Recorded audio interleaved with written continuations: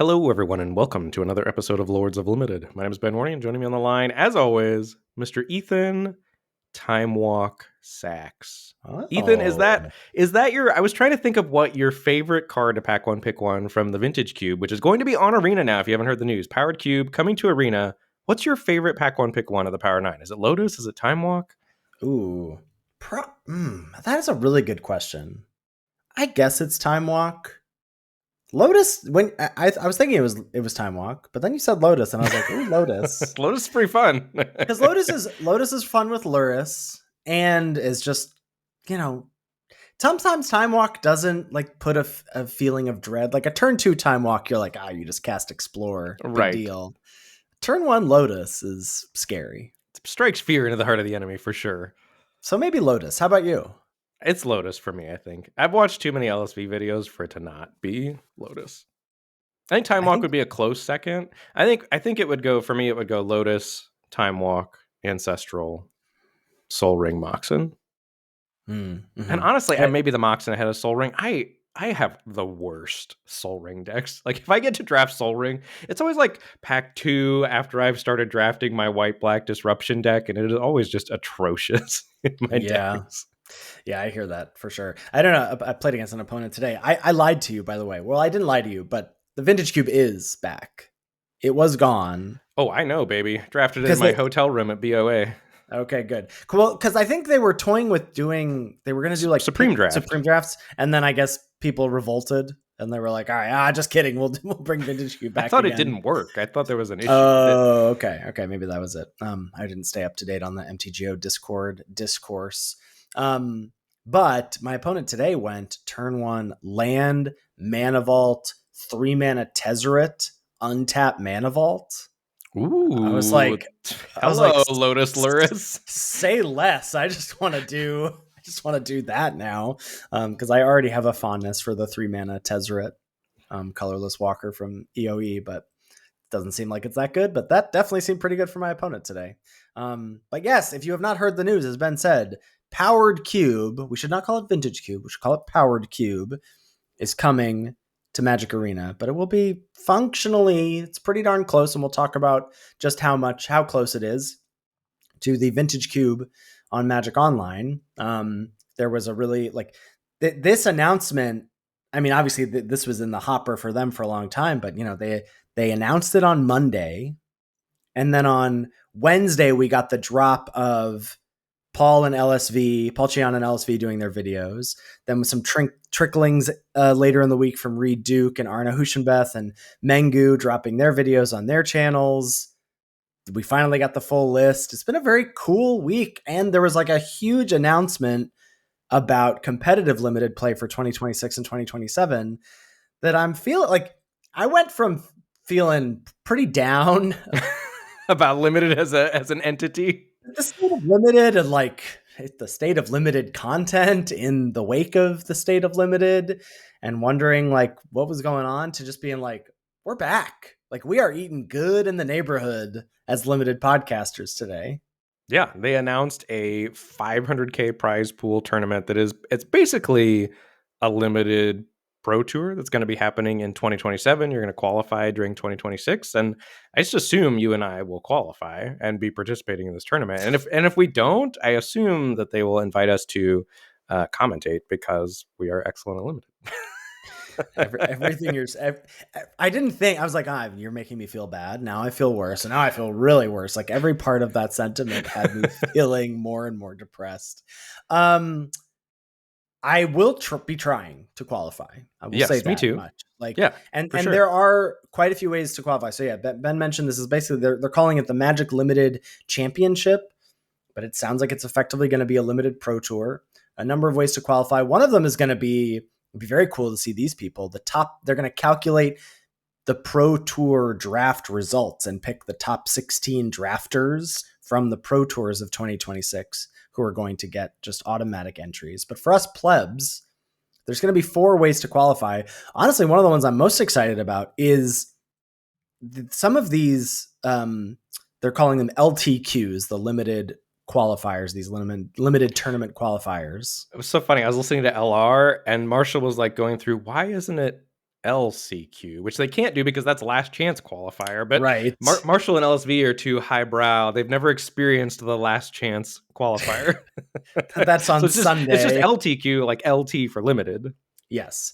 But some of them, as the article made it seem, like some of them are going to be replacing RCQs. So regional championship qualifiers will be replaced with these just LTQs, which means you skip over that. Like one of the reasons I hate the RCQs is I'm like, well, I get to play an RCQ that is limited, that qualifies me for a regional championship, which is only constructed. And then if I do well with that, then I could go and play in a pro tour where I get to play limited.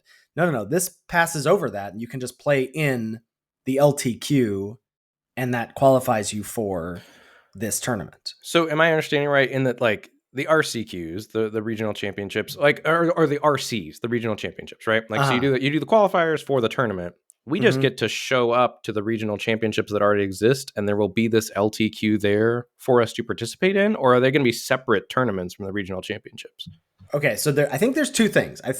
I could be wrong, and so apologies if I am. But as I understood it from the article, some things that LGSs run that are RCQs will be replaced by LTQs. So there will just be one-shot ways to qualify for this tournament. The other thing that is happening is that just at a local store?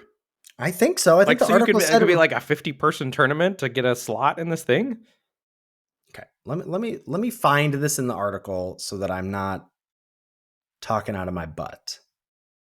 No. Limited championships qualifiers held at regional championships.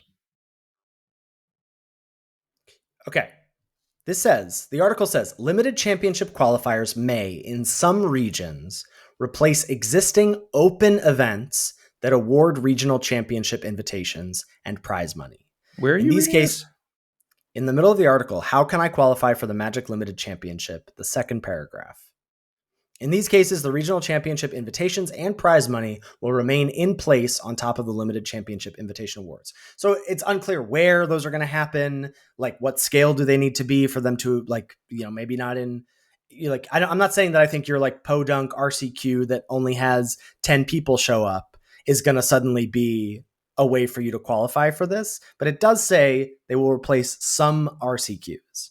The other thing that is going to happen is, to your point about them being at regional championships, is that SCG has said that at every one of their events next year, whether it be a Spotlight Series or an RC rather, Spotlight Series or a regional championship, will have tournaments to qualify into this. There's going to be events there. There's also going to be events at Magic Cons next year where you can qualify for, which I assume will replace the PTQs, but maybe they'll run alongside them. Who knows? And there'll also be some on Magic Arena as well. So we're going to have a good amount of ways to qualify for these. I mean, it's still going to be hard. Like, I think they're all one slotters. Like, so you got to get a good sealed pool, run well in sealed, do well in the top 8 draft, which is the format that these tournaments will take place. But that's really exciting. Yeah. Super awesome news. I will be jamming as many of these as I can possibly fit into my schedule. Feeling great about the decision to have locked in MagicCon Vegas. I'm also planning to go to made steps to go to Atlanta again next year. So nice. I think I am. Yeah, I'm going to be giving it the good old college try. I also think it's not crazy for us to, if this is going to be a thing, like if we're ever going to get to do coverage, I don't think it's crazy for us to reach out again and ask about doing coverage. The worst they can say is no. I think they will. I think the worst they can do is not reply, and that's what I expect to happen. But, but that's fine. I don't know. You gotta shoot a shot.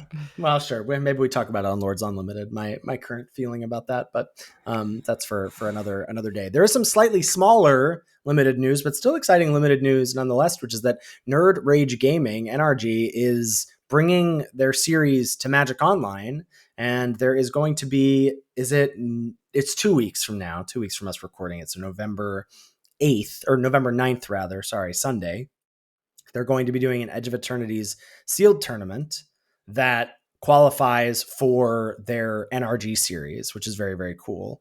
It's a $25 sealed tournament. It's got a prize pool, it's cash, but then also, one person qualifies, or the winner qualifies for their end of year tournament, and then I believe the winner of that tournament gets a Pro Tour spot. So not nothing there, and we'd just love to see this crossover. Is really, really cool. It seems like it's a long time coming, and I'm glad that they worked that out. And we'll have links to that sign up and the announcement of the Magic Limited Championship for 2027 in our show notes, so you can learn more about that as well.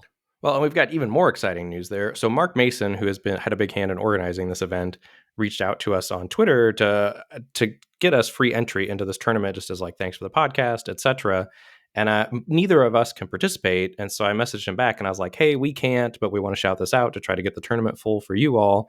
Can we get some free codes for our listeners?" And he rose to the occasion. So we've got 5 codes to give away to listeners as well. Whoa. Have you thought, this is the first I'm hearing of this. Have you thought about how you're going to dole those out? I have not. Okay, great. Well, he said some codes in the Discord and a couple as quote listener engagement. So maybe we could run a thing on Blue Sky, and maybe we could run a thing in the Discord where people, like maybe in the tournament meetup or whatever, just post, "Hey, we want to do this," or are interested in the codes. It needs to be somebody who is MTGO comfortable, right? Like you don't want to be entering this tournament if you don't know how to play MTGO. But if you do and you're interested in the tournament, we've got some codes to give away. Maybe we'll drop one as a pinned comment in YouTube as well, so that those first viewers up on YouTube can fight over it there. So that's very exciting. So thank you, Mark. That's really, really sweet news. So yeah, look out for those. We'll maybe do a couple, as Ben said, a couple in Discord, and then for our patrons, and then a few dropped around the social medias and on YouTube. Speaking of our Patreon, being a patron might get you access to many great things, and one of them could be free entry into the Nerd Rage Gaming tournament on Magic Online. So we want to shout that out. Patreon.com/Lords of Limited is where folks can go to give back to the show. And we have a lot of great perks, including some sweet behind the scenes tournament entry potentially. But the 2 things we usually want to shout out from our Patreon are access to our Discord and access to our podcast feed, where you get not only this episode a day early ad free, but you also get our weekly bonus episode of Lords Unlimited. We're coming up on a year of Lords Unlimited, Ben, which is pretty exciting. We're rounding, I believe this will be episode 50. I mean, we've skipped a few weeks there, but mostly hit every week. So coming up on a year with that, which is exciting. I think we both really enjoy that. And I know our listeners that take part in that. That's one of my favorite channels to check in on, is folks responding to that when the episode drops Thursday mornings, hearing them talk about whatever we're talking about, whether it's, TV or movie recommendations, or us talking about Survivor, or the picks that we're making in a draft log review that we're talking about. That's really fun to get to see with our most invested listeners. So if that sounds of interest to you, or you just want to peep on over at the Patreon, check it out. And we want to shout out our new patrons the first week that they join. This week, we're welcoming Jake and Brian. Thank you, thank you, thank you. We really appreciate your support. Yeah, truly cannot say thank you enough to all of our patrons and all of our listeners. And can't say thank you enough to Powered Cube coming to Arena. Holy cow. This is great news. I'm a little worried in that I wonder what it's going to be like. First of all, this is amazing news. I mean, there's so much good news to talk about. I don't know if we properly expressed how excited we are about the limited tournament, or me especially. Like, that is huge news, and we're going to be jamming that, and we'll be keeping you up to date on all of those tournaments as we go through the year for the qualifying. And more so than what I want to do with an email to being like, "Hey, could we do coverage?" is I want to be like, "How did you decide to do this?" You could have asked me. It has to be Huey, right? It has to be William Huey Jensen spearheading. Well, but I agree with that. I mean, certain, like, just by proxy of that being his job, is he's the head of organized play. But I guess I just more so mean like, where are they getting the, hey, there's an appetite for this numbers, and what numbers do they need to see to be like, yes, we want to do more of this? Because it's not like they're announcing this is the thing we're doing moving forward. They're announcing this year, this is the thing we're doing in 2027, which makes me think like it's got some, I don't know, it's auditioning for something for the big stage. For sure, which means limited community. Ergo, listeners, if you're listening to this, you need to show WotC like this matters to you. Like, we need to be going out to these tournaments in droves is the word, not in groves. Droves, not droves. Yeah. We need to be going out to these tournaments in droves. We need to be making them cap the entries to these tournaments. Like, whatever we can do, the whole vote with your wallet, don't buy Spider-Man thing. Like, that's one form, but like even more importantly for limited players is proactively voting with your money and your time and your investment and your energy and showing up to these tournaments and making sure Wizards hears loud and clear from the limited community that we love this and we want to see more of it. Yes, I agree with that. I mean, and I think, gosh, should we set the goal that one of us has to make it? One of us has to make tournament? it. Is that the goal? It depends on when the tournaments are, man. Like, so many of my Saturdays are just like blacked out. You went from we'll be playing in the tournament. You went from that to I don't know, man, pretty quickly. I mean, so realistically, sure. I'm sure this will be the most in-demand tournament. Like, from the pro community and from the limited community, this will be the most in-demand tournament ever. Is that crazy to say? I would think so. Like, the last limited only PT was in what, 2007, I think, with the Finkel one, maybe? Is that right? I don't know. It's a long time ago. And since then, Magic has grown a ton. Like, I don't think it is unreasonable to claim that this will be the most in-demand tournament slots ever. I don't think that's crazy to think about. If this is Pro Tour equivalent, I think the pros will be very interested in a limited only tournament, and the limited community is going to be fired up about it. And we have to assume that it will be all draft, right? Like, it's not, they're not going to do sealed in this limited championship series or this limited championship tournament. It's going to be all draft, which is so sick. Yeah, it's very, very cool. Okay. The other thing that is very sick is Powered Cube is coming to Arena. So they have effectively put vintagecube on Arena with about a difference of 100-ish cards. I know you said you did the Cube Cobra comparison of what's going to be in, what's out. So you have a really good sense of like the differences here. Correct. Yeah, there's 434 cards that overlap from both cubes. There's 106 cards different. 540 cube. Okay, so this, I guess, how do we want to approach this episode? Who is our target audience for listening to this? I think our target audience, to start with, I thought about this because I think we need to, I don't think we can start from level 0. Like, that's not our show. I think initially for like about the next 15 minutes or something, our target audience is going to be people who have vintage cubed. And I think if you are not that person, you should hang along for the ride. And I think before we do anything else, we should stop and do a sales pitch. Because there's going to be whatever percentage of our audience, like, has to be probably at least 50% or more, have never vintage cubed or have never cubed maybe. This is the time. Like, if you've ever been on the fence about like, well, I don't know about cube, or maybe you've done the arena cubes, but you've never done vintage cube, because it's a lot of older cards, right? Like, this is a whole nother ball game from arena cubing or from Tinkerer's cubing or from chromatic cubing or whatever. Now is the time to get on, and it is so worth it. And yes, there's going to be growing pains. Like, you are going to lose some gems. Like, there was a time in both of our lives where, and the payout structure is worse than this, and I think we should acknowledge that. There was a time in both of our lives where both you and I were just scrapping to 2-1 on MTGO, because on MTGO, if you 2-1 your cube draft, you could draft again for free.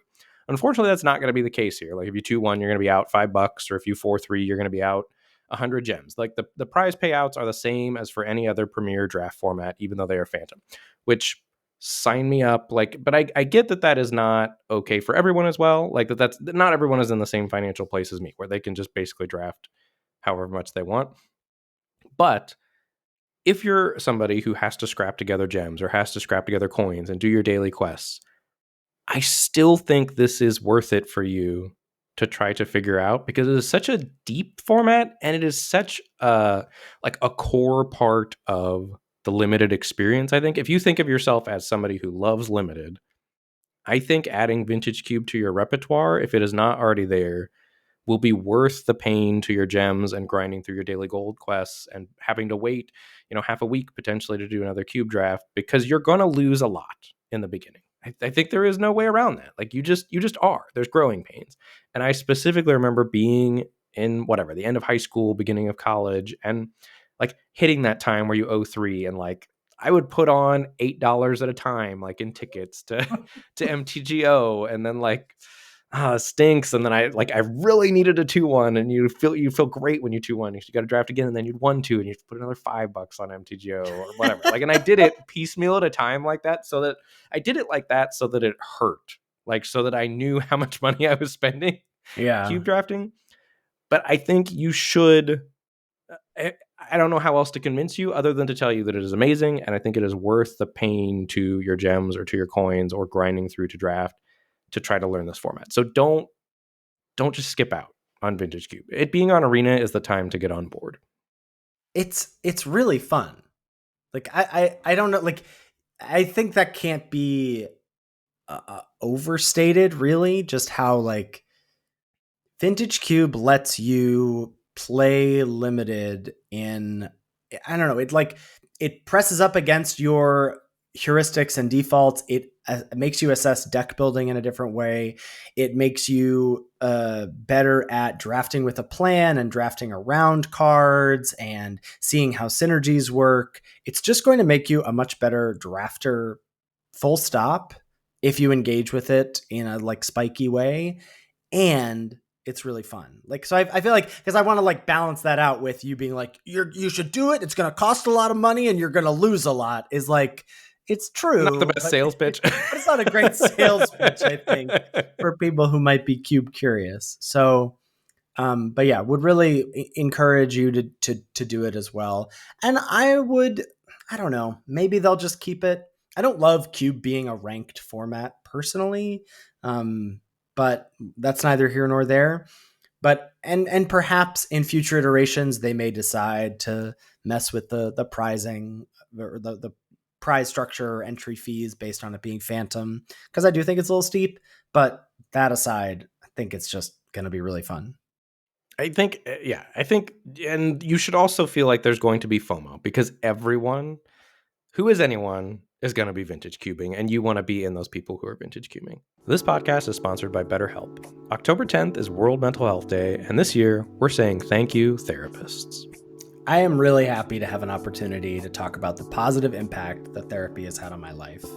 I started out with the goal of trying to better navigate my relationship and frustrations with my parents, but as a result, I've expanded my view to so many more relationships, exploring how I can be a better father, partner, and friend. And I am also often humbled by how slow of a process it all is. BetterHelp therapists have helped over 5 million people worldwide on their mental health journeys and has over 12 years experience in matching people to the right therapist. A short questionnaire helps identify your needs and preferences and matches you with someone suited to your therapy goals. This World Mental Health Day, we're celebrating the therapists who have helped millions of people take a step forward. If you're ready to find the right therapist for you, BetterHelp can help you start that journey. Our listeners get 10% off their first month at betterhelp.com/lords. That's BetterHelp, HELP.com/lords. And now, back to the show. So yes, that's our pitch. And I think the next 15 minutes or so are not for you if you are new to Vintage Cube. And then I think more of the episode will be after that. But I think just to go over, for somebody who has vintage cubed or who has been vintage cubing on MTGO, what to expect from this. And I think largely, just broadly, you should expect a vintage cube or like the vintage cube. There are not cards that feel out of place from a vintage cube experience, even the 100 cards that are different. So headlining things, there's no alchemy cards at all. Big win. Two big thumbs up from me. Yeah, I think I honestly hope that they can figure out a way to salvage the Arena Cube as it currently stands, but also they may just not ever return to it. Like they may, like there's a world where the Power Cube is very popular, and as I imagine it will be, and that's just what they decide the cube offering will be from here on out. You know, they haven't returned to Tinker's Cube in some time. They haven't returned to Chromatic Cube in some time. So it's unclear to me what Arena's cube life will be moving forward. But the alchemy density or existence really in cube has felt not great on Arena, because oftentimes it's just correct to take, like for a long time I was just like, if your pack has an MH3 card or an alchemy card in it, you take that. If not, take a land, and if not, it doesn't matter, was sort of like how you approached Arena Cube. And I was really nervous that alchemy cards would be in the Power Cube, and I'm thrilled that they are not. Yeah. Also, no universes beyond for licensing reasons. So, what that means for experienced cubers, there's no Orcish Bowmasters, there's no One Ring, none of the Land Cycler cycle from Lord of the Rings, and no, sadly for you, Vivi Ornitier.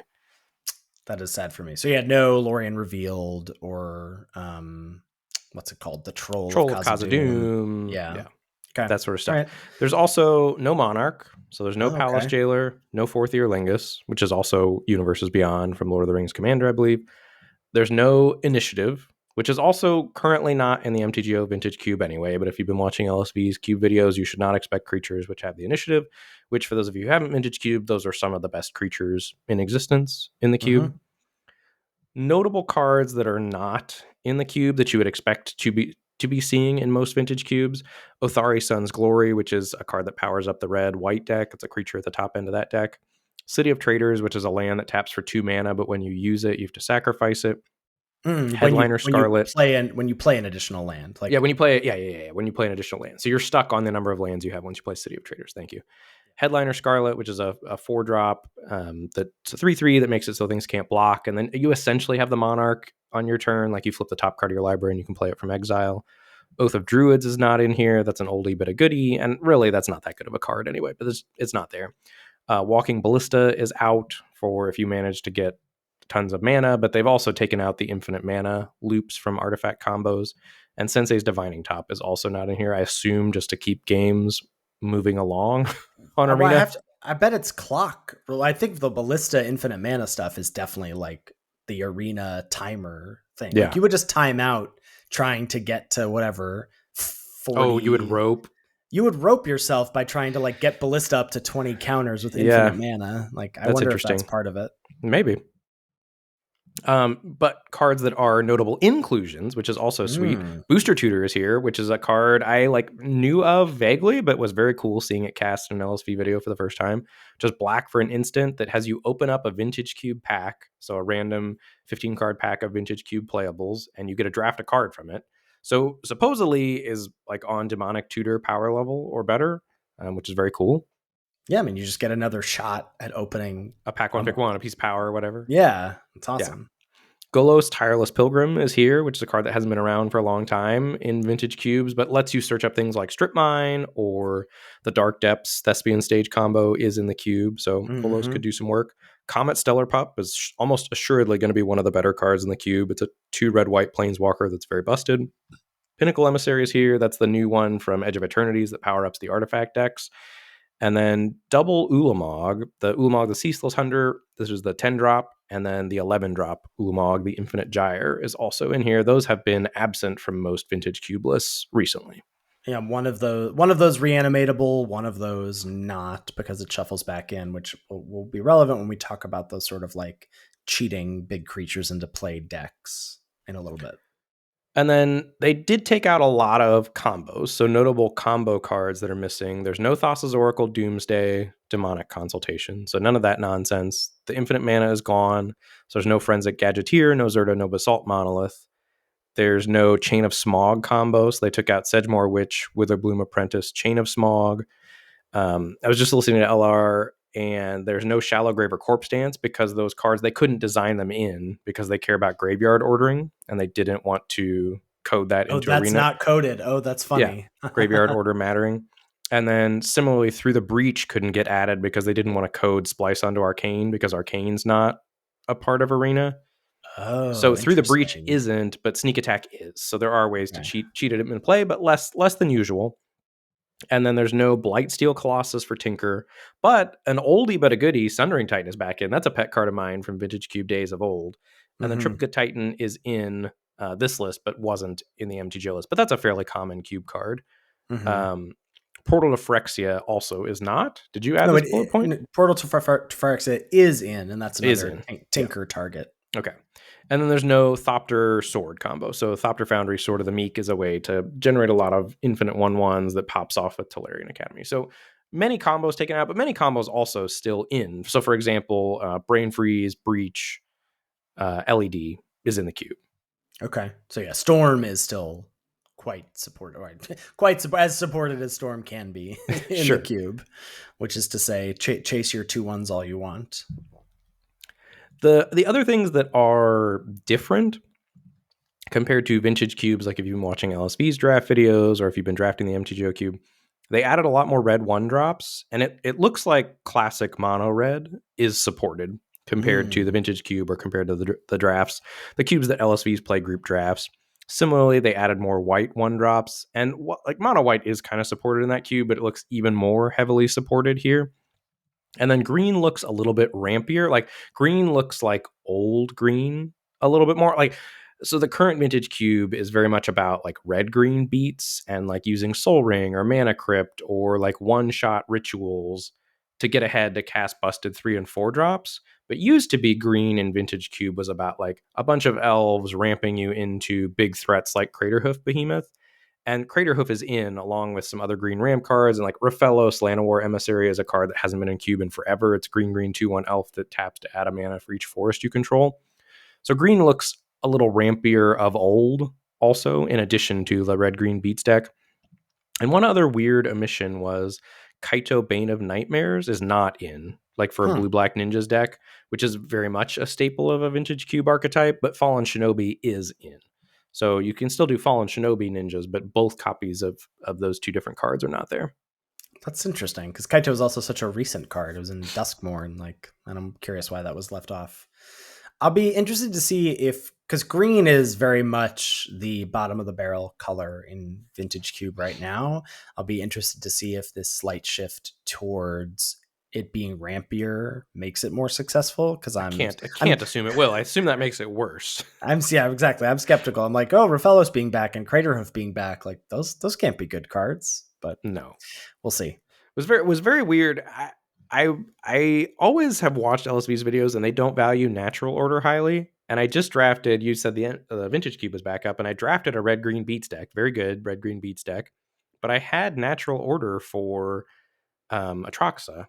And I think I had another target too. And I was kind of like, this isn't really what my deck is about. I don't think I'm going to run natural order Atraxa, which is odd because that's such a powerful thing to do. And natural order used to be busted for green decks. Yeah, turn 3, Woodfall Primus, whatever, And you still can do that, but it's so at odds with what the red-green beatdown deck wants to do, which is, I think, one of green's best decks. Yeah, for sure. So is now the time where we tap the folks who you told the next 15 minutes aren't for you? Are they tapping back in yet? They're getting closer to tapping back in. This is more relevant. We will be explaining more, but I think this is kind of in the middle ground for experienced cubers and non-experienced cubers. I think good recommendations for both. So if you have vintage cube before, or if you haven't, ways to get up to speed is you need to watch videos on LSV's YouTube channel. Like I think that is far and away the best resource for vintage cube. Yes, LSV puts out a daily draft video on his YouTube channel. It's usually these, from this cube Discord. But sometimes he'll also just be drafting on Magic Online or whatever.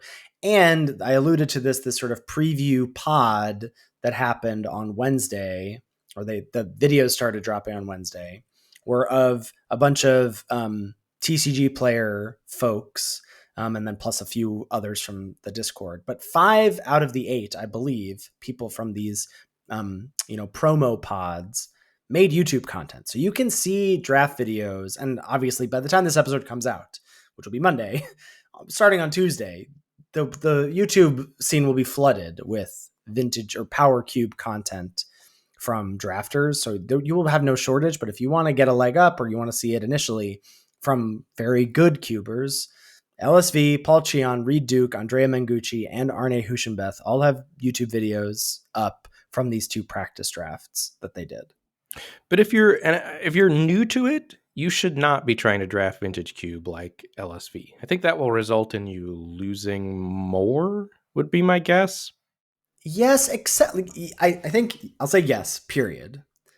I also want to say that one of the things I appreciate so much about LSV's videos is you may not want to draft like him, but he is extremely good at letting you know which cards in the packs are relevant, matter, and which don't. And that is a very daunting thing to get over, very daunting hump to get over. I know you have a screenshot here a little bit later. I know he's done videos like this every so often where he ranks the top 50 cards in the cube, which is all well and good. when you see a card from that list in a pack and you go, aha, I know he said Swords to Plowshares is good. I see Swords to Plowshares, I'll take it. That is 1/10 of the cards in the cube. So you're likely to not see those cards in most packs. Certainly packs you get past won't have a lot of those cards because they're being scooped up by other people. And so once you're looking at the rest of the 490 cards in the cube that aren't ranked in these top 50 lists, you can be a bit at sea to know, like, what should pull me in a direction here? What is worth pivoting into? What is worth pivoting off of? And he also, like, I think shows you more often than not how to kind of stick to your guns. Like, once he's got, like, you've talked about this before, but once he's got, like, 3 cards that work well together, it's not like pick 4. He's like, oh, but there's a sneak attack and I'm going to throw away these first 3 picks. You just don't do that nearly as often in Vintage Cube. Yeah. But so I am curious to see how all that pans out, though. With the Arena. Data? Well, not with the data. Get out of here with that. I could not be less interested. I also can't wait. I can't wait for people to be like, but the data says no. And like, it's got to be horrible for Vintage Cube. It's got to be terrible. But anyway, don't get me started on that. I'm sorry. We have good vibes going here. We have good vibes going. That's a flag on the play. Yeah. 10-yard penalty. I'll take a timeout. Don't worry. I think the thing that I am most interested about is if the Arena draft pods get flooded with inexperienced cube drafters, are you supposed to pivot more? Because LSV is drafting in pods of people who aren't letting cards in the top 50 cube list go late. And I have to assume there are going to be pods where that is happening willy-nilly on Arena if a bunch of people start trying Vintage Cube for the first time. Yeah, drafts are going to be wild. And then, like, you're going to get into the 5 and 6 wins bracket in best of 1, and you're going to be playing against people who have, like, 4 pieces of power and just vomit their hand on turn 1.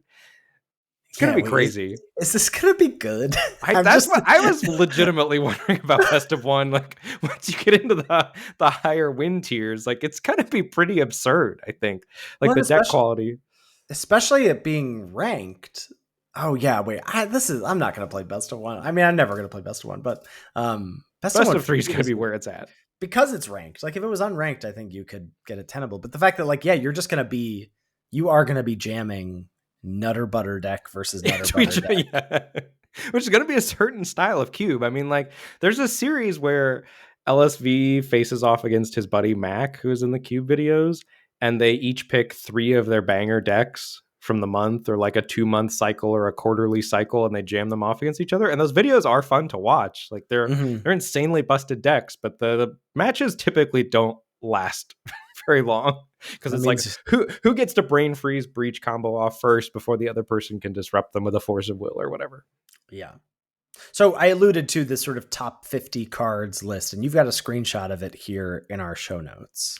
Yeah, there's 2 versions. I linked them both in our show notes. One is the most current one. I think the older one might be more relevant because there are less. The more current video is from their Power Max cube, which has stuff like Demonic Consult Oracle that is not in this. But basically, the point of this is, if you're trying to get into it, or even if you need to get up to speed on Vintage Cube, like you Vintage Cubed of old but haven't done it recently, it's a very quick way to see which cards are good. And if you pass cards from this top 50 list, you're going to be bleeding equity. But I almost think maybe it's right to sometimes, because if you're new to cube, like, the recommendation is to start drafting mono red, mono white, red white aggro. Like, that's the easiest place to start, is just forcing that deck and then seeing other decks and trying to draft decks that you lose to. But I would very much think about, if you're trying to get into Vintage cubing, expanding your repertoire a deck at a time. Like, don't try to go in Ben Stark, draft the hard way, draft whatever deck's open. I mean, that's the way to get the most out of Vintage Cube, is to just basically never pass cards off the top 50 list, because much like Edge of Eternities, these 50 cards are wildly better than the next 100 cards, despite all of the cube being busted. And I think one of the reasons this feels so much like Vintage Cube is that the 434 cards that are the same are the cards that matter, right? Like, the 106 cards that are different are hardly ever going to be relevant in terms of dictating the decks or being good cards in the decks. You shouted out the ones that you mentioned at the top of this segment are the ones that matter. Like Orcish Bowmasters, One Ring, Palace Jailer, Fourth Aer Lingus, like, those cards matter in the cube. and they aren't going to be here. So it's worth noting those. But yeah, most of the other ones. And we noted the ones that are added, like Booster Tutor is going to be great. Comet's going to be great. Correct. Pinnacle Emissary is going to be great in the Artifacts deck. But there's very few of those 106 cards that were added that are going to be relevant. So looking at these top 50 lists and just basically ignoring the cards that aren't going to be there, which you can see from what we put together in the notes and have talked about. But knowing that and trying to draft those cards as much as possible will help. So cards that are missing from the top 50 list are, again, if you're new, you can kind of check out for a little bit. Gleemox, Time Vault, White Plume Adventure, Bowmasters, Bombardiers. No, Broadside Bombardiers is in. I think. Excuse me. Broadside Bombardiers is in. Seasoned Engineer is out. Demonic Consultation's out. Caves of Chaos Adventure is out. The One Ring is out. But there are going to be cards that are here, like that will move into those slots in the top 50 list, right? So knowing that Caracas is going to be insanely good from the Powered Cube, or knowing that Booster Tutor is going to be insanely good, or Sneak Attack is probably going to get in the top 50 because it's the only way to do it now. Like there's no, there's no Goryo's Vengeance or whatever going on. Lightning Bolt is going to get back into the top 50 list. So just thinking about the cube that way and not passing busted cards is a great way to, I think, get an edge in Vintage Cube, but that also means you have to know how to draft all the decks, which is incredibly daunting. Right. Yeah. Yeah, I think that's true. That's why I don't I'm kind of sick of the advice of like draft mono red, draft mono white, draft red white aggro as the on ramp, cuz I think there was a time where those were the best decks also. Like, so you'd be like, even if you don't get a good version of the deck, it's still going to be pretty competitive. I don't think that's the case certainly in current MTGO Vintage Cube. It may be the case in this one where they've added more of the one drops in and some of the other busted cards are out. But even so, like, I think I want to lean more into the advice of like, pick a deck. Learn a deck, whether that deck, and we're going to outline those decks here in a second, but like whether you're like, I'm just going to learn Reanimator, or I'm going to learn, low curve Disruptive, or I'm going to learn red green ramp mid-range beats, or whatever it is. I think it's more about that than it is like start mono red, mono white, and go from there. Well, except the hard thing is, like, let's say you're somebody who's new to Vintage Cube. You've never Vintage Cube before, and you open your pack one, pick one, and you look at the top 50 list, and the best card in the pack is Tinker. Like, and you first pick Tinker. If you don't know how to draft the Artifacts deck, Tinker's not going to be good for you. You know what I mean? Yeah, but like, I get, yeah, yes, yeah, you're right. I just think, yes, if you truly have not, I would just more advise people rather than say like, just jump in and draft mono red or mono white. I would say like, just go watch some people. Go watch videos, yeah, and start to learn the decks. Yeah. And learn the decks. And then once you feel like you have a handle on a few decks, then you can draft yourself. Or just, or just jump in and lose some gems. I don't, if that's what you want to do. Well, if you're brand new, I think even before you go watch videos, you should study the cube list so that you don't have to read all the cards. Like if you're really wanting to get on board, like go on Cube Cobra. There's plenty of lists of the Arena Powered Cube. We have one linked here in the show notes. And you just need to, the same way you would study the spoiler for a new format, you need to study the Arena Cube card list and just make sure you know what all the cards do. And then start to get a sense of what the best 50 cards are from watching those top 50 videos. And LSV does a great job in his videos of not only saying why they're there, but what archetypes they go in and what you should be looking to put around them in those breakdown videos. So I think that would be step one. And then I think it would be to learn decks. And I think the easiest ones to learn are mono white, mono red, red white. Those are classic limited decks. But yeah, certainly like saying I'm going to learn Reanimator, or I'm going to learn, and then just adding a deck to your repertoire each time. And the last one you should probably learn should be Brain Freeze, Breach, LED.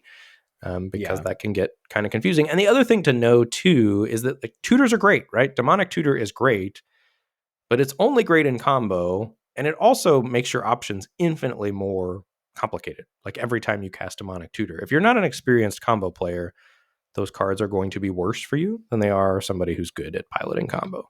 Well, and it's also only as good as, like, Demonic Tutor is in the top 50, but it's also only as good as your best cards in your deck. And so if you Correct. don't end up with a lot of the best cards, or as you're saying, any good combos. The other thing that I'm thinking about as I look at this list is there's a lot of context that you miss. I mean, Tinker is, I think, an easy one to think about of like, okay, well, clearly I see the card Tinker. I see that it's powerful. I see it's on this list.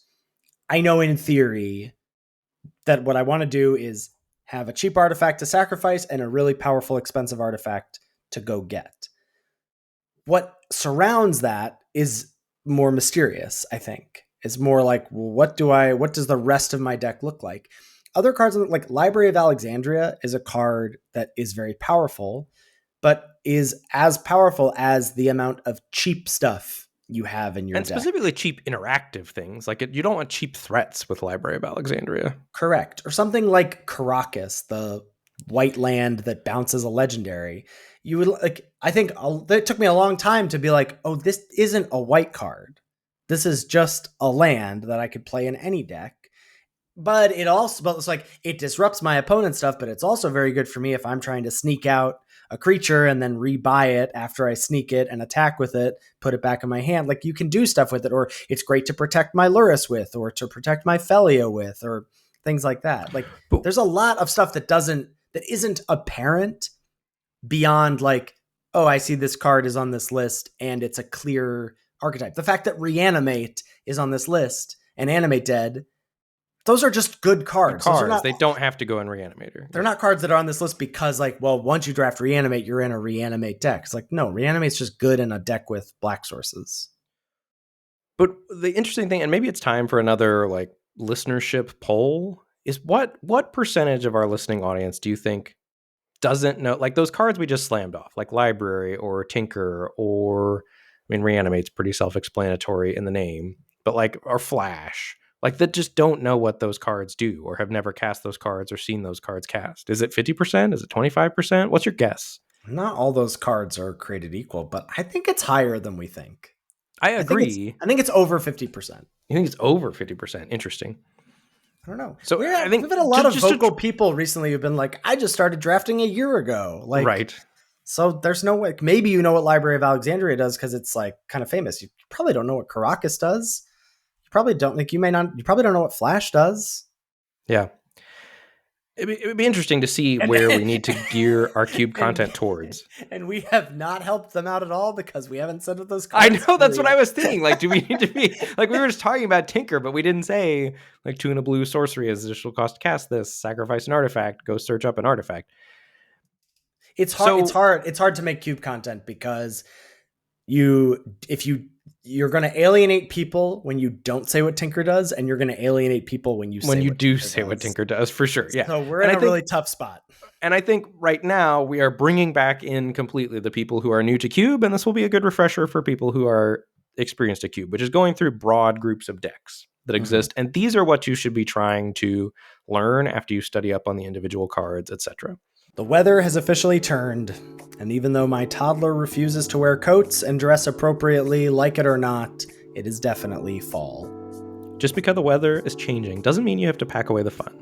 Chubby's fall collection just dropped, and it's packed with cozy gear that will have you running hotter than a trophy streak in vintagecube. I was so excited to be able to talk about Chubbies again, because we got our hands on some shorts this summer, which we rocked at MagicCon Vegas.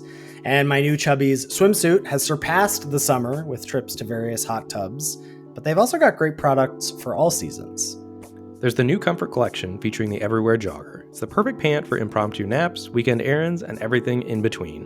Whether you're layering up for tailgates, lounging through lazy Sundays, or just leaning fully into fall comfort, Chubbies has you covered.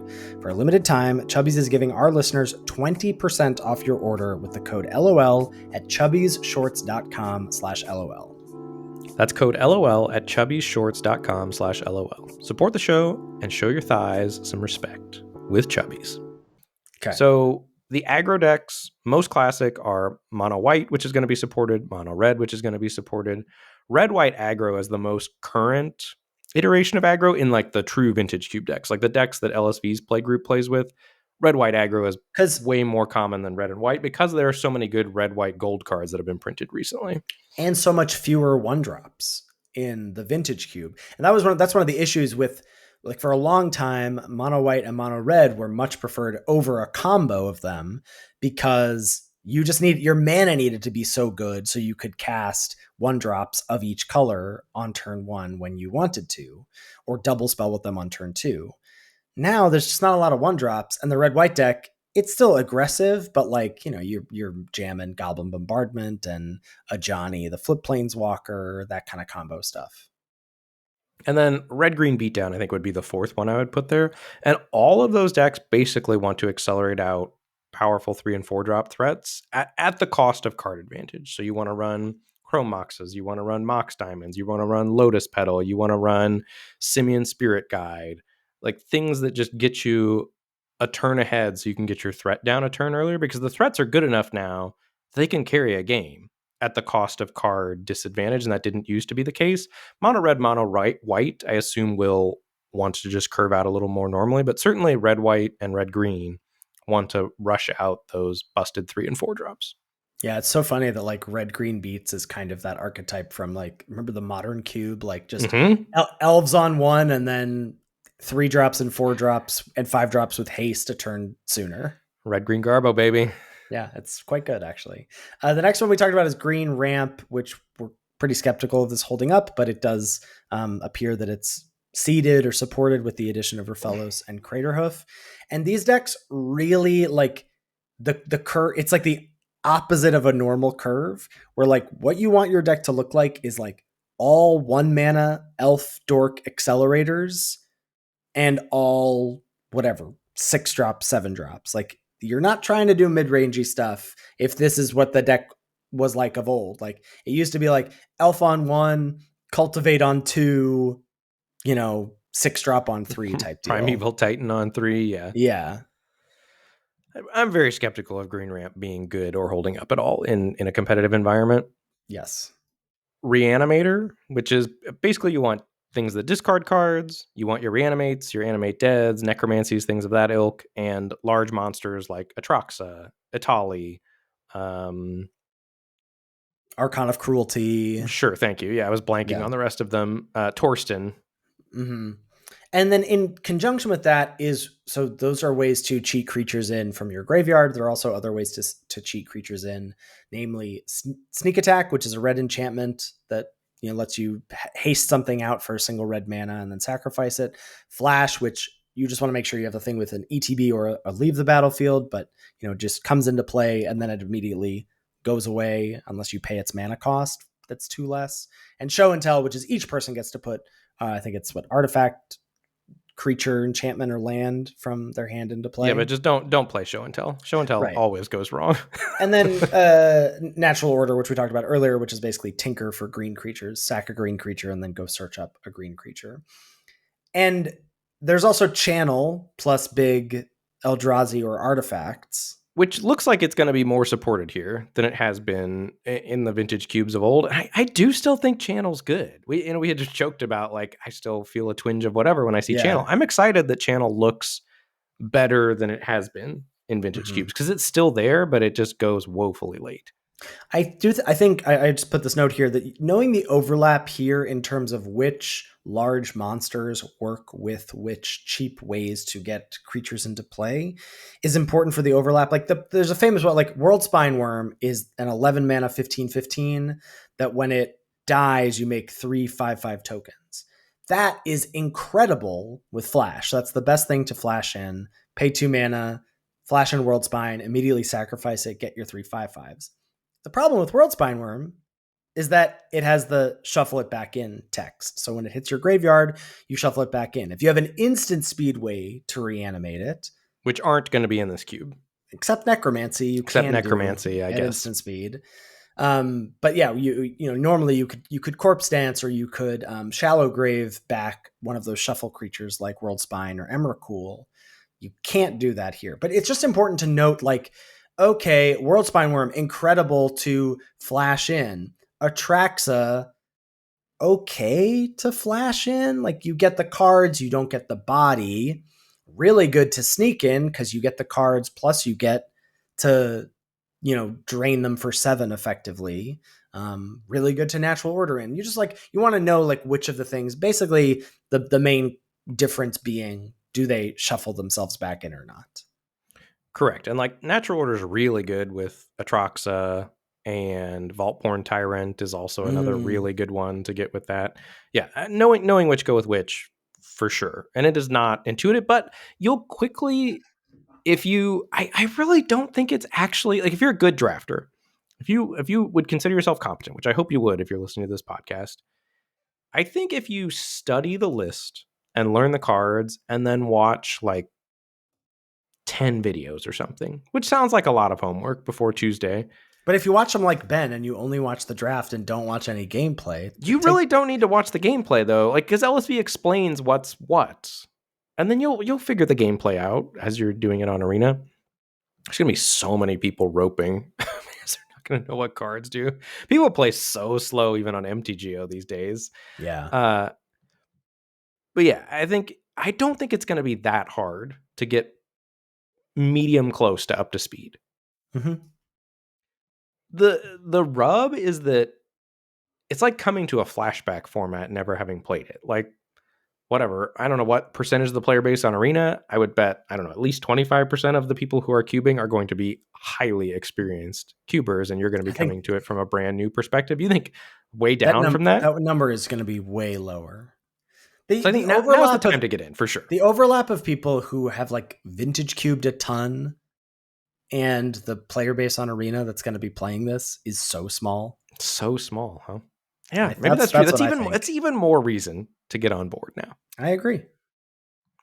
Next archetype is blue-red or Jeskai artifacts. And basically the recipes here are tons of small, cheap, trinkety artifacts.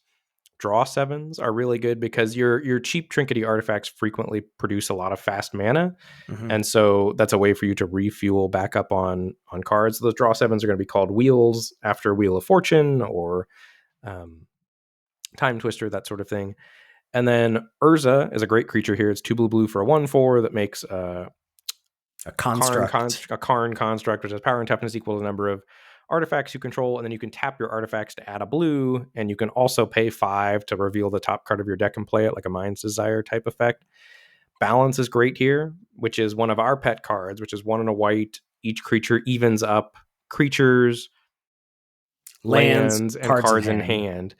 And then, notably, it doesn't count artifacts. So you can dump cards out of your hand onto the battlefield that are artifacts, and then your opponent has to sacrifice a bunch of creatures and discard a bunch of cards. It's a great way to abuse that card. Tinker, which we've already mentioned. Upheaval's another one, which is 4 blue for a sorcery, and each player returns all permanents back to their hand. But the idea with that is that you generate way more than 6 mana, and then you cast your Upheaval with mana floating and can redeploy your board quickly while your opponent is forced to do it, basically from the start of the game. So that's a pet deck of mine, LSV's. You will quickly see how to draft artifacts if you watch LSV's YouTube channel. A pet deck of mine is also in the cube, which is just like low curve blue-red with a lot of like looting or rummaging synergy. That comes with like Dragon Rage Channeler, getting you Delirium, Evora, which is a 1 and a red 1/1 that makes a blood. There's Prophet's Eidetic Memory, Fear of Missing Out, Malcolm as a 2/1 flash flyer that loots when it connects, Ledger Shredder that loots when you double spell or connives when you double spell. You can get a lot of synergy there, and then you're fueling your graveyard for Treasure Cruise or your Detectives Phoenix, whatever stuff like that.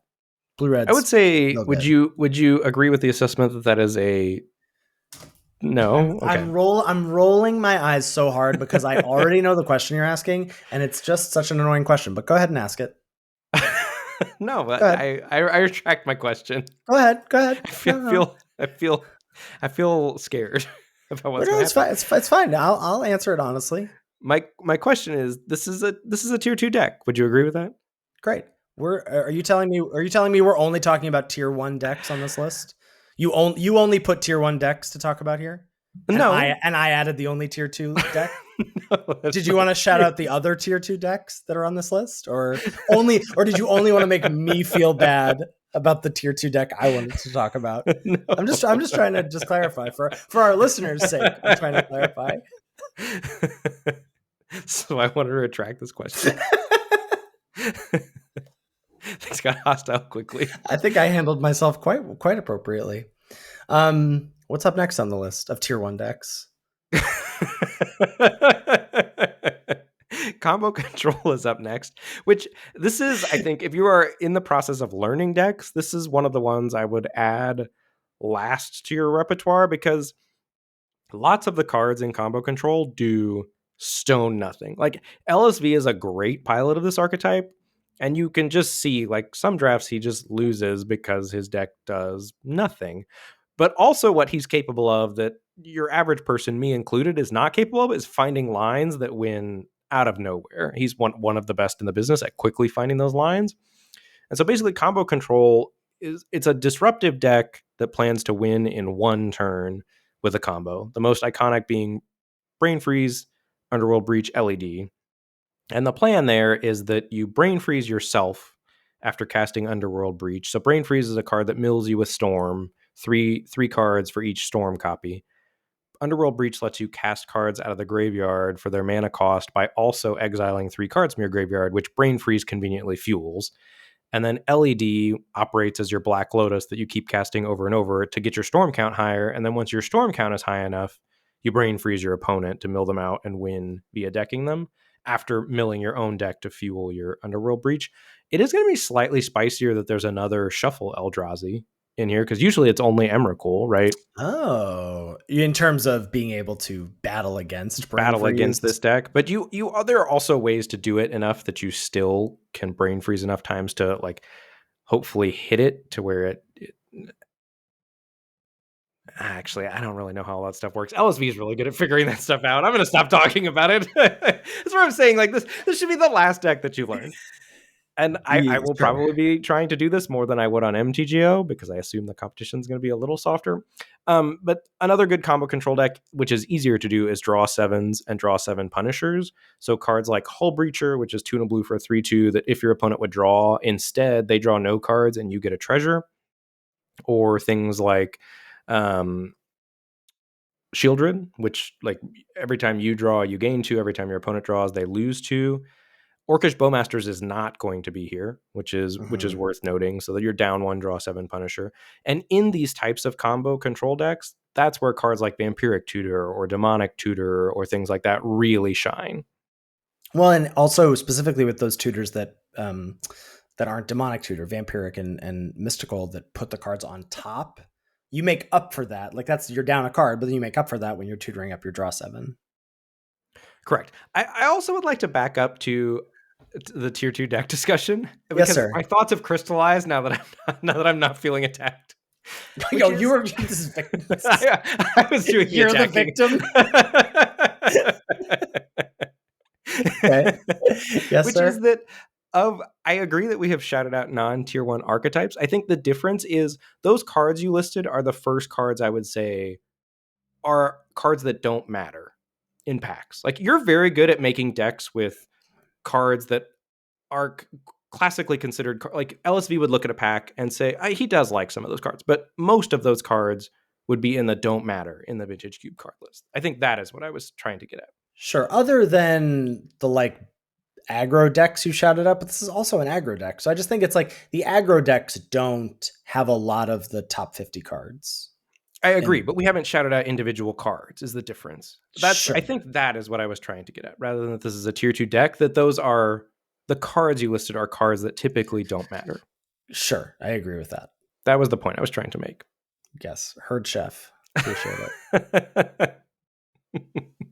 Lands combo is up next, which is also, I think, very much a tier 2 deck. It's yes, for sure. This is definitely a tier 2 deck that we are going to name tier 3, tier 3 maybe. But the idea here is you're putting together ways to play multiple lands in a turn, whether that's from fast bond or exploration, ways to be able to play lands from your graveyard, whether that's Crucible of Worlds or Renin 6, or I'm forgetting the stupid room card from Duskmourn, but there's a room card that lets you do it. And then ways to abuse that, whether it's you've got Strip Mine and Wasteland to blow up your opponent's lands, you've got Zurin Orb to gain infinite life with Fast Bond, you've got Titania to make a bunch of 5/3s. There's also a 2-land combo with Dark Depths and Thespian Stage, or it could be Dark Depths and Vampire Hexmage. Yeah, yeah.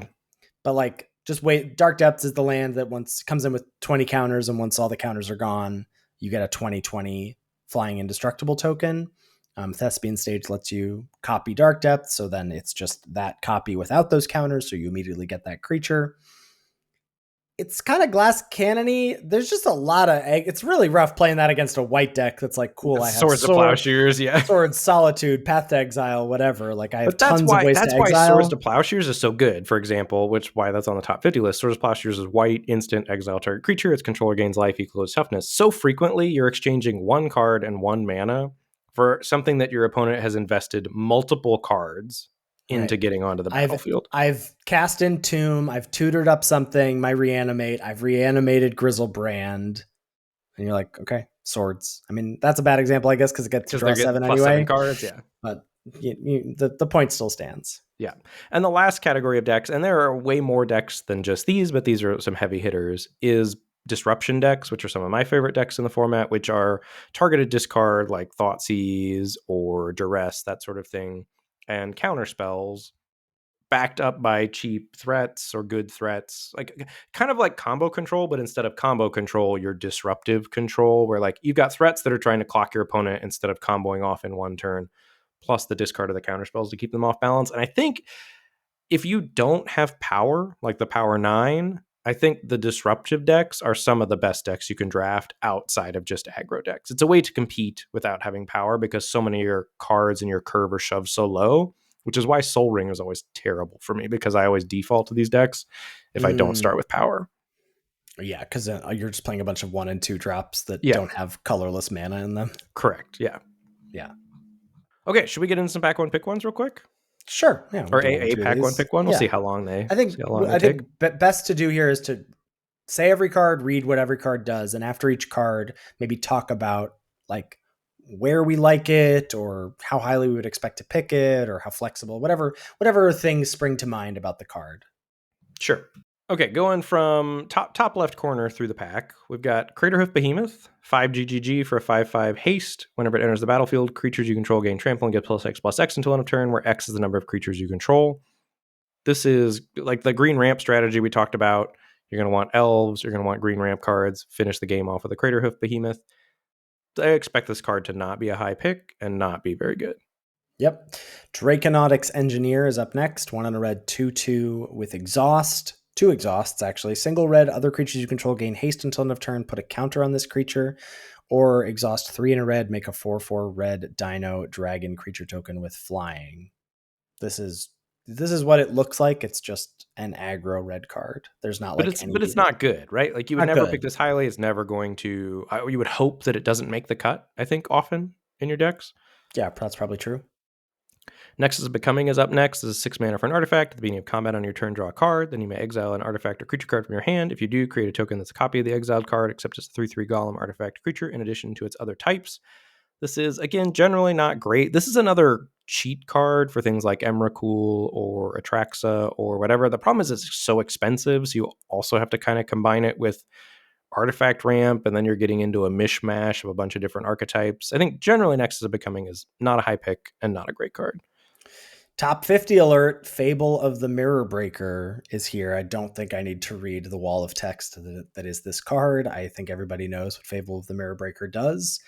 This is an excellent card. It is on the top 50 list from LSV.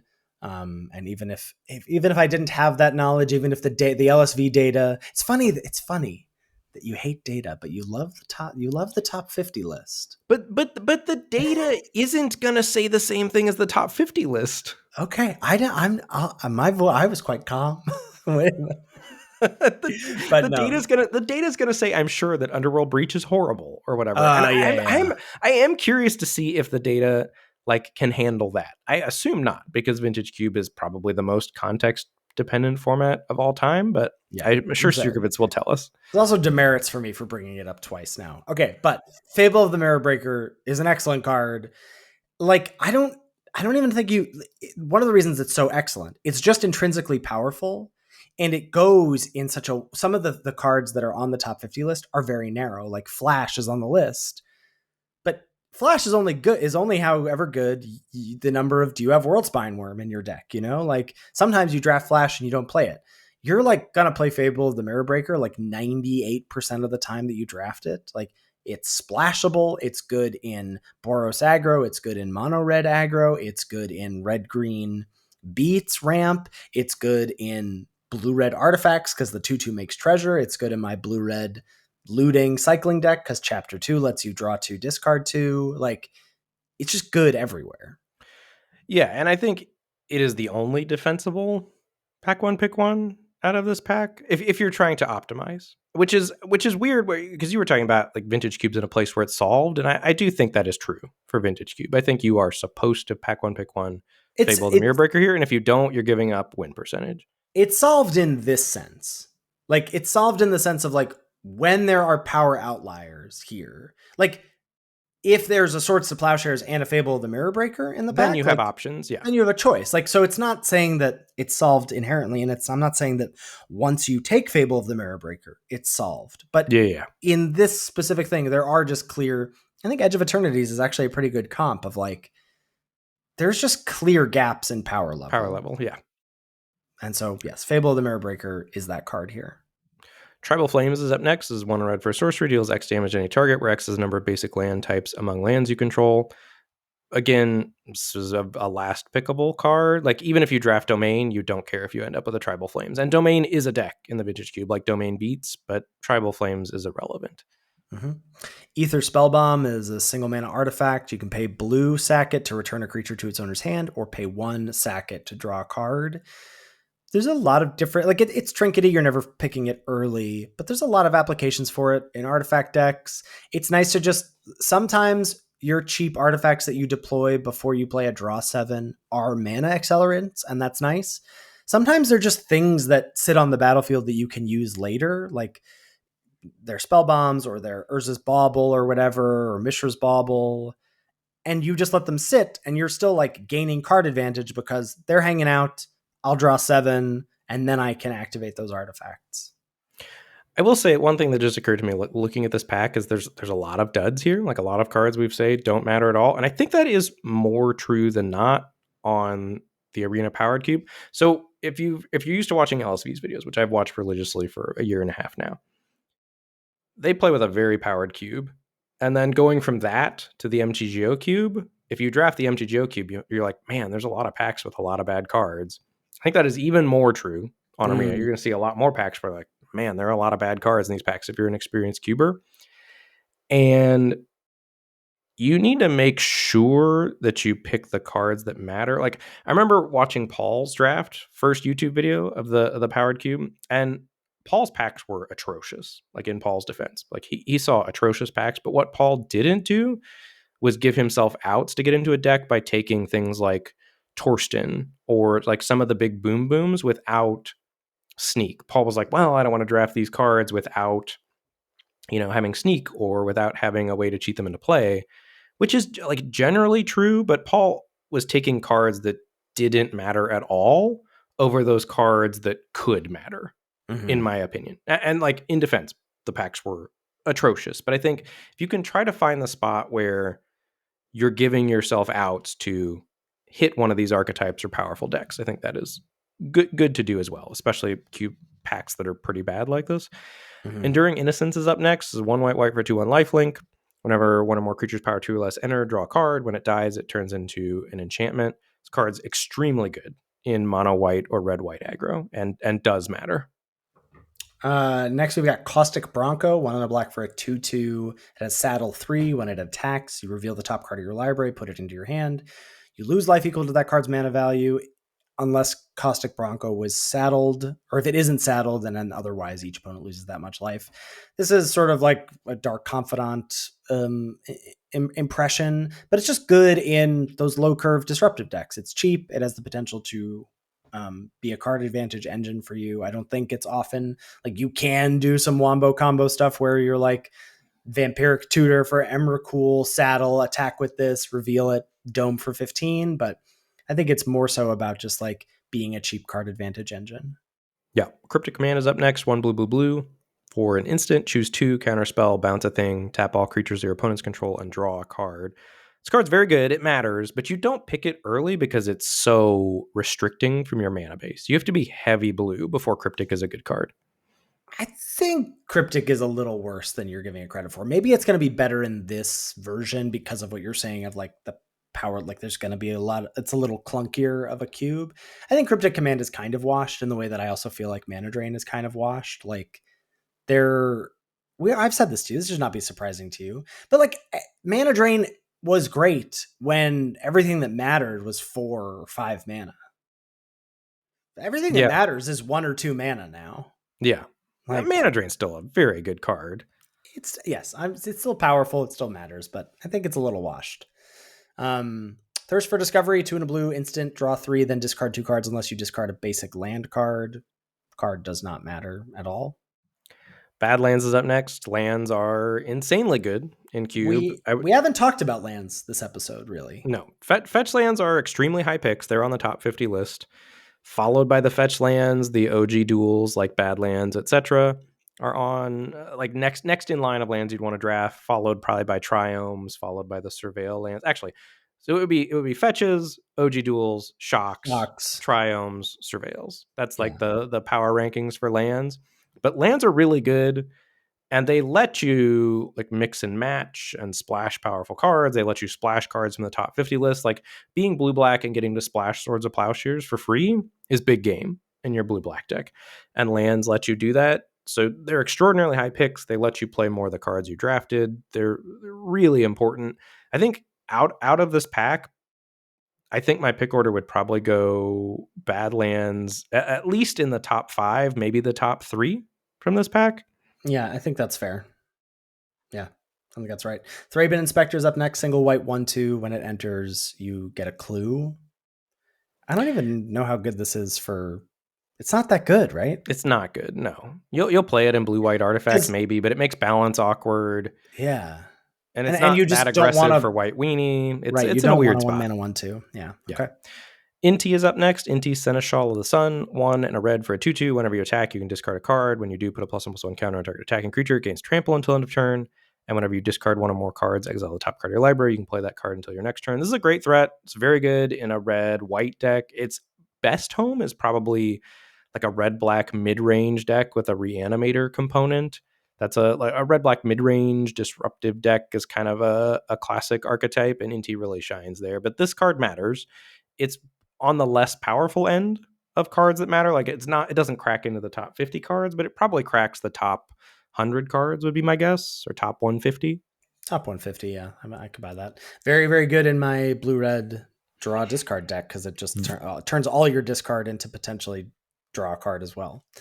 Yogwill, 2 and a black sorcery. Until end of turn, you may play cards in your graveyard as though they were in your hand. Cards put into your graveyard this turn are removed from the game instead.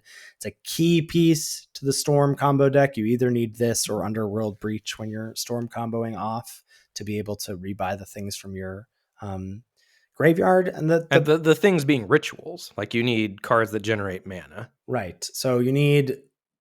Black Lotus obviously great. Lion's Eye Diamond, and just if you've never played with Lion's Eye Diamond before, safety tips.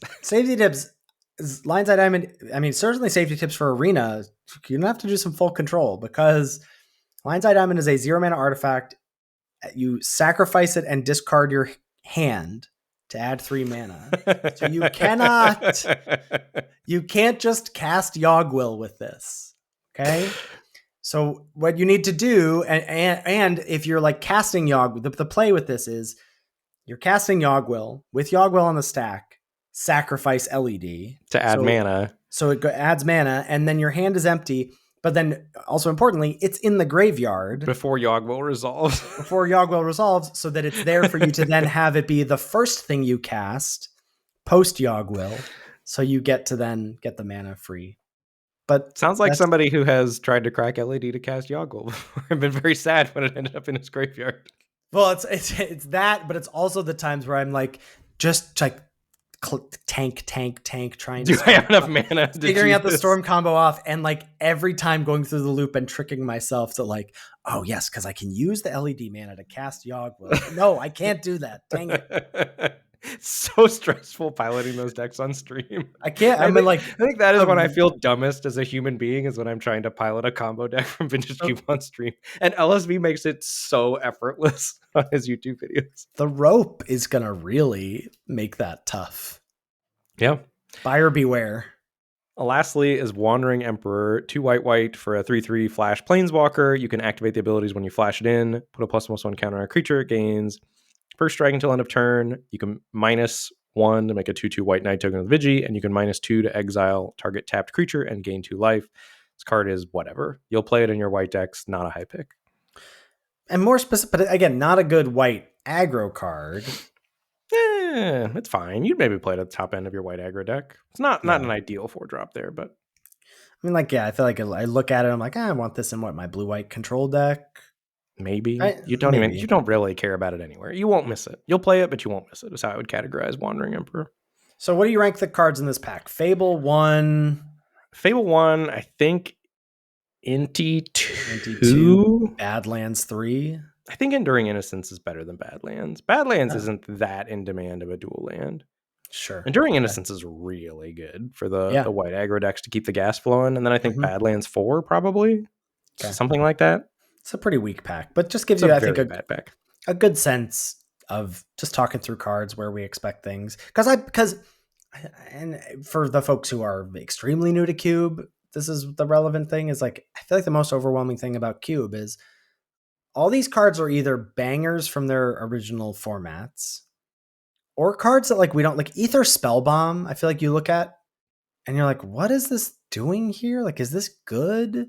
But honestly, it's more of a role player than something like Draconautics Engineer is. Yes. Where you'd be like, well, Draconautics Engineer was just really good and limited, so it's probably going to be really good in Cube. It's like, no. It's not. It doesn't really matter here. And Ether Spellbomb actually has some applications.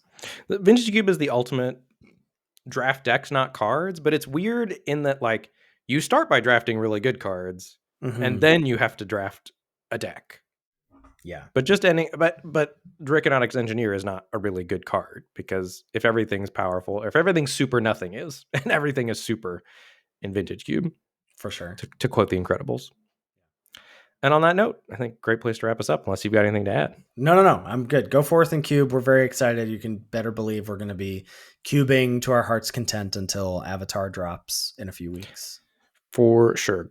Thank you, as always, to Salty Pretzels for our intro and outro music. Make sure you give it a listen. You can find all our content on our website at lordsoflimited.com. There's links to our episode backlog, our tier lists, which I think will be up and running again once Avatar drops. Our YouTube channel, our Powered Cube tier list going. Oh boy, are you going to do that? No chance. Okay. Our YouTube channel, our Twitch streams, our Patreon, all of that is available at lordsoflimited.com. If you've got any feedback about the show or any questions, shoot us an email at lordsoflimited@gmail.com.